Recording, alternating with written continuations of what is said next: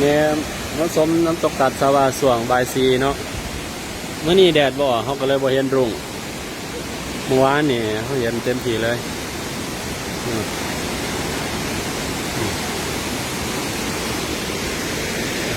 ตัวนี้หมอกมันบางแล้วเขาลงได้แบบอันนี้เขาจะลงไปอาบก่อนก็ได้กันหน่อยไปอาบเราจะค่อยกลับมาลงมันนี่เลยเปลี่ยนทายหันไปอาบเหมือนกันจะมาลงได้เนาะแน่มันลงได้หันมันมีมองอาบตึกไป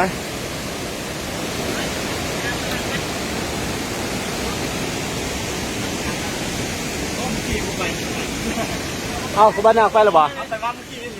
อ๋อมันบ่สั้นบ่มองหันมันมืดไปหน่อยเดี๋ยวนั้นที่จะใครเบิ้ลเจอมันน่าจะรุดเป็นยังไงครับบ่โอ้เนาะคักเนาะไม่ออกบรรจุมโอ้แน่นอนอีหลี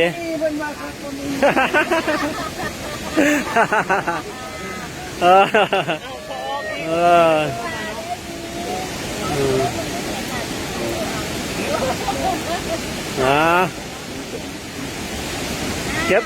เอาไปวันนี้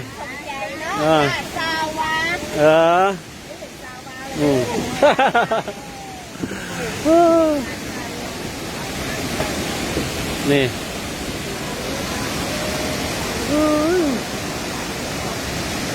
น้ำตกตาดสาวา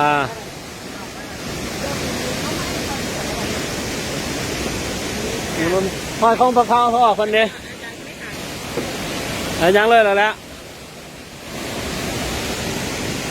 วันนี้เขาก็สิกลับที่พักเขาเนาะเขาคือว่านั่นมันส่งในเก่าแล้วลืมบ่โอ้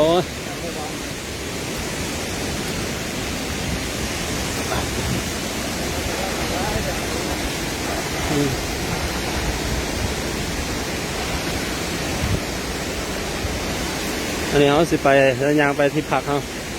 พักเขาอยู่เรือทำเนาะเราจะเห็นน้ำตกไปเรื่อยๆเดี๋ยวมองนี่เนี่ยเมื่อกี้กับฝนตกได้เนี่ยน้ำมันรอของน้ำมันมานี่มันจะเตี้ยตลอดในเสือนี่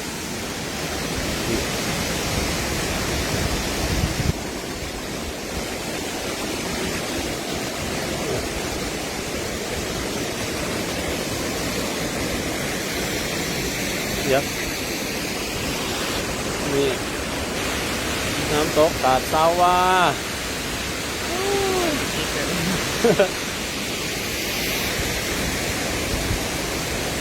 มันรถที่จังหมอกเนาะมันละออง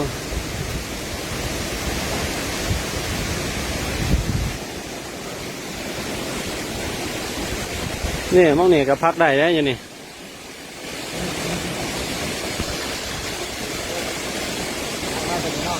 เลยยัง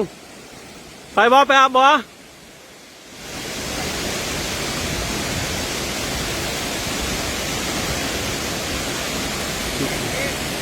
ด้วย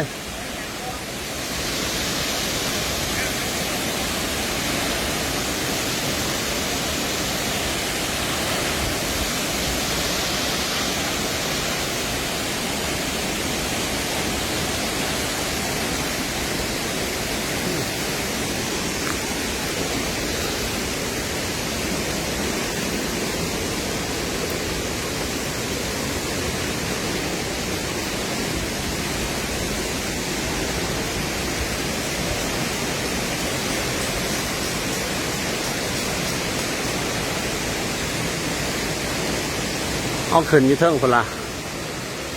นี่ได้หอดมองพักเลยสถานที่พักของเรา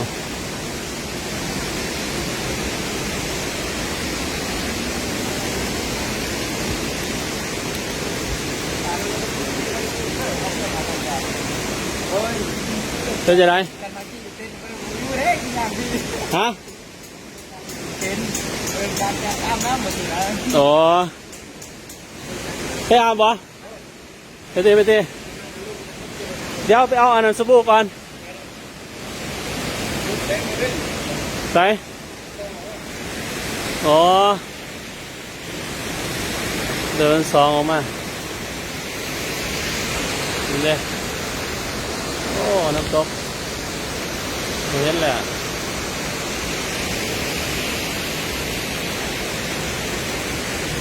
เดี๋ยวเต้นห้องพักเนาะ